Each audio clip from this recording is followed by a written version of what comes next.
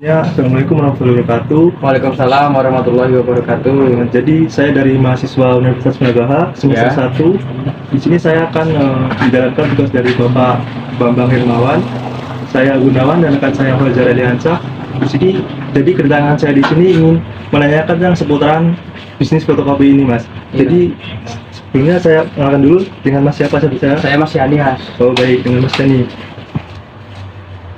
Nah, jadi saya akan mengutarakan beberapa pertanyaan. Untuk pertanyaan pertama yaitu alasan mendorong terjun dalam bisnis fotokopi ini apa ya, Mas? Oh iya Mas, gini Mas. Secara singkatnya saya ceritakan dulu, saya dari awal kita buka itu tahun 2015. Tahun 2015 itu mengacu pada saya setelah lulus SMK itu kan saya mengambil jurusan TKJ di Lampung Timur.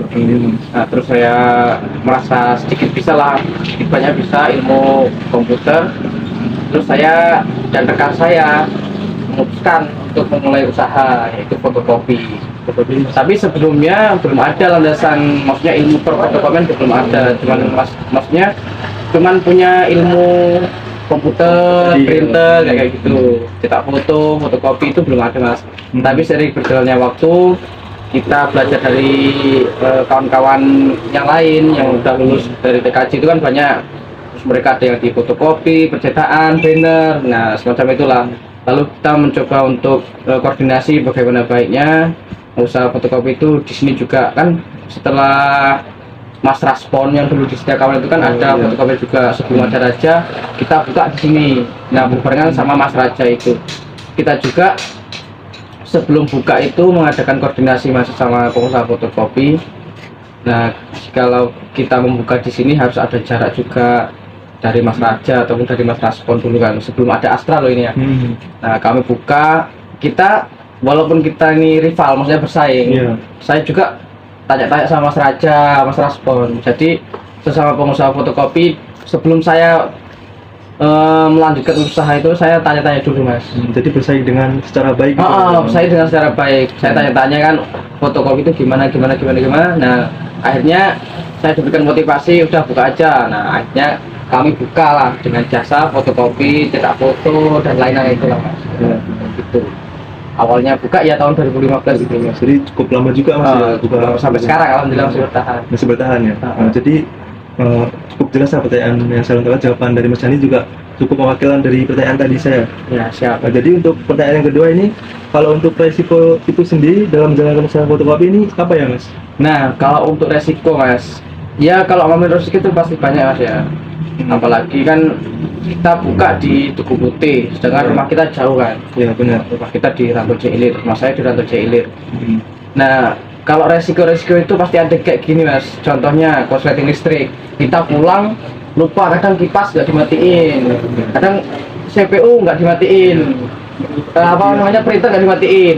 Itu pernah dulu mesin fotokopi ini Mas bakar karena lupa nggak dimatiin. Kan hari Sabtu sore nggak dimatiin, Minggu kita libur, bukanya lagi Senin. Jadi 2 hari hidup. Nah itu pernah kebakar power supply-nya. Kalau ngomongin resiko banyak sih Mas, ya kayak kerusakan printer kan, kalau buat nyetak foto terus kan, apalagi kalau ada garapan Yasin, nyetak Yasin banyak itu pasti jebol, kadang catering jebol, headnya jebol. Ya namanya resiko pasti ada Mas. Cuman kan kalau kita usaha cuman maksudnya mikir resikonya aja, kita nanti takut nggak bakal maju kan. Kita selain memikirkan resiko, kita juga memikirkan visi misinya. Kita dulu buka itu pengennya kan dapat kerjaan yang lumayan lah, agak enak ketimbang, maksudnya kita kan masih muda, kalau kita punya ilmu ya berinovasi dengan usaha-usaha apa. Kalau udah tua nanti ya entah mau maju mau ke ladang itu kan usaha nanti. Kalau kita selama masih punya ilmu ya walaupun resikonya ya kayak gitu Mas, kayak kita tinggal pulang. Pernah juga ini dulu hampir kena bobol juga ini Mas ya. Karena lokasinya jauh dari rumah Mas ya. Jauh dari rumah juga, lokasinya di pasar Mas, nggak di kontrak kayak gitu. Nah resikonya, tapi yang resiko yang paling sering sih Mas itu kerusakan alat, kerusakan maksudnya listrik sering kebakar kayak gitu, stapel kayak gitulah. Cuma resikonya resiko ringan. Kalau resiko paling parah sih paling kena cutter. dulu pernah ingat tangan sobek mas. Gila. Itu merayakan cutter buat apa mas? Buat motong kertas mas. Oh, buat kertas. Ya kayak gitulah, setiap kerjaan pasti ada risiko Iya, mas. pasti Ya, ada. walaupun pekerjaan paling mudah pun pasti ada risiko kayak gitu. Jadi kalau ngomongin risiko ya setiap pekerjaan pasti ada. Cuma kan resikonya cuman kalau di tempat kayak gini ya mungkin cuman kerusakan alat aja lah yang paling jelas kayak gitu. Itu cukup mas. Yang untuk pertanyaan selanjutnya ya, Nah, peluang bisnis fotokopi ini mas. oh iya, kalau peluang, maksudnya peluang buat para bisnismen muda gitu mas ya, Iya, maksudnya. Kalau buat bisnismen muda mas ya, ini fotokopi yang memang sangat menjanjikan. Apalagi sekarang kan apa namanya, banyak kan anak-anak muda sering foto-foto di tempat-tempat yang instagramable gitu kan, mesti kan sering nyetak foto kan kayak Polaroid, foto-foto sama kawan-kawannya, temen-temennya kan. Sekarang udah banyak sih mas tempat-tempat kayak gitu kan, kita sambil nongkrong sambil ada tempat fotonya. Nah kayak itu kan bisa jadi peluang mas. Kalau emang maksudnya pengusaha muda itu pengen bisnis fotokopi, ya bisa sih mas, enak banget. Soalnya gini mas ya, anak muda itu kan maksudnya secara kebutuhan belum seberapa ya mas ya.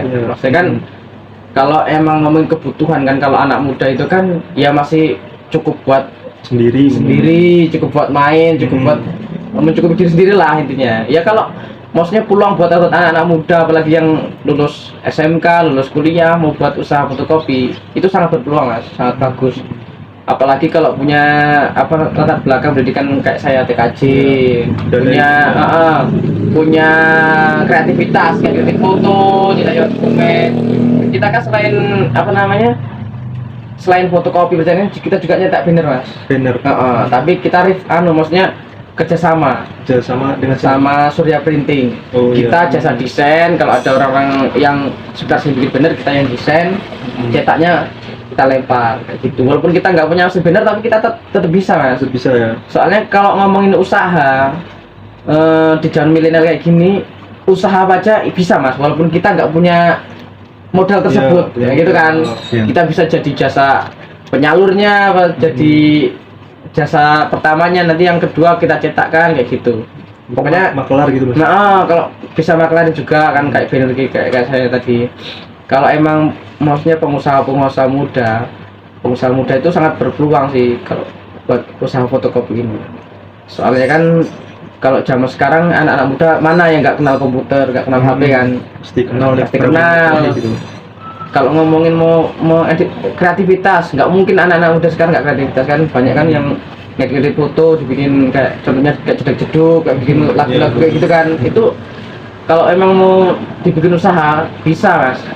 Soalnya kalau di fotokopi itu cuma meliputi paling cuma ketik, ngeprint, ngedit, cetak, cuman itu, nggak ada yang lain. Yang penting asalkan kita mau, kreativitas kita diasah terus, bisa usaha fotokopi. Sangat berpeluang lah, maksudnya kalau emang maksudnya untuk mencukupi kehidupan anak-anak muda itu lebih dari cukup. Contoh kalau emang maksudnya kalau sudah nikah, contohnya Mas Raja itu sudah nikah, anaknya 2 tetap lanjut kan, tetap bisa memenuhi kebutuhan itu. Berarti menjanjikan Tergantung kita sama konsumen kayak mana, tergantung kerja kita kayak mana. Ya, benar. Mas. Ya kalau dibilang ini berpeluang buat anak muda ya sangat berpeluang lah kalau usaha fotokopi dan percetakan. Oke, itu udah cukup mas. Untuk pertanyaan selanjutnya, apakah bisnis ini dapat mencukupi kebutuhan keluarga atau membuka lapangan kerja bagi orang lain mas?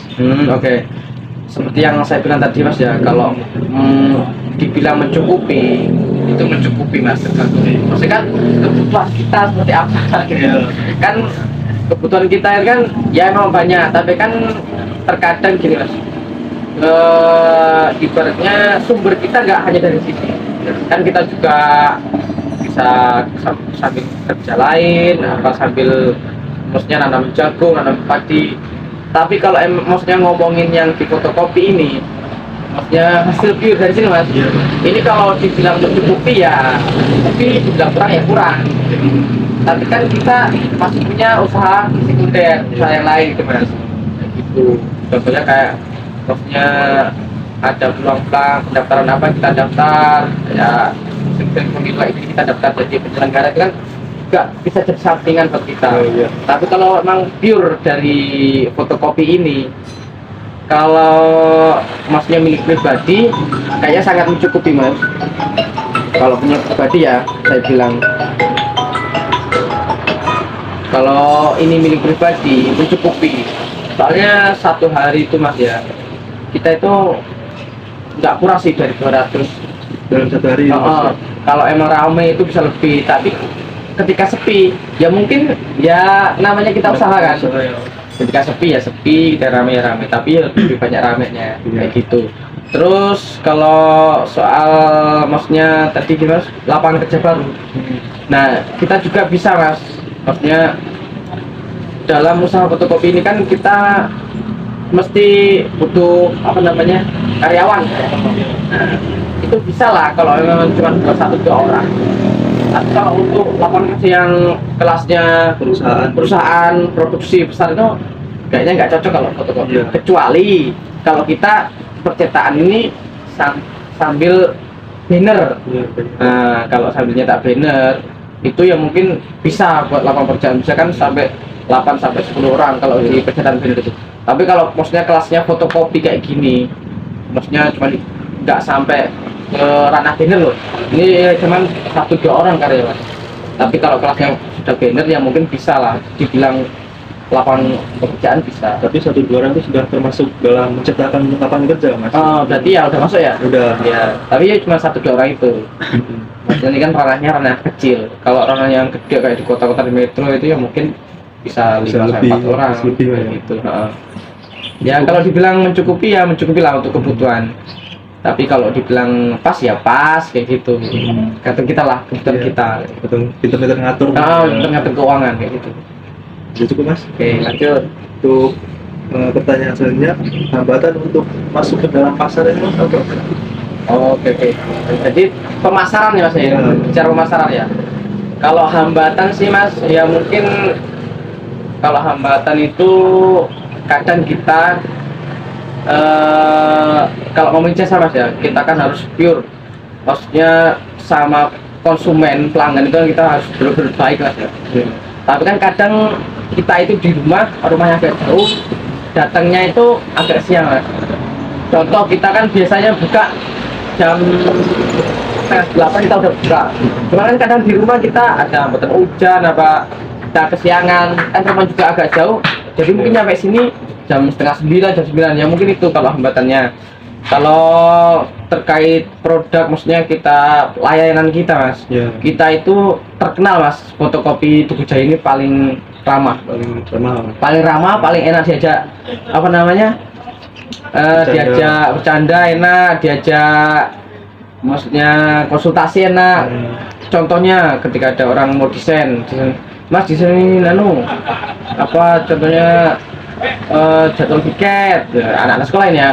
Mas desainin apa makalah, bikin ini bikin itu, kita yang paling enak mas.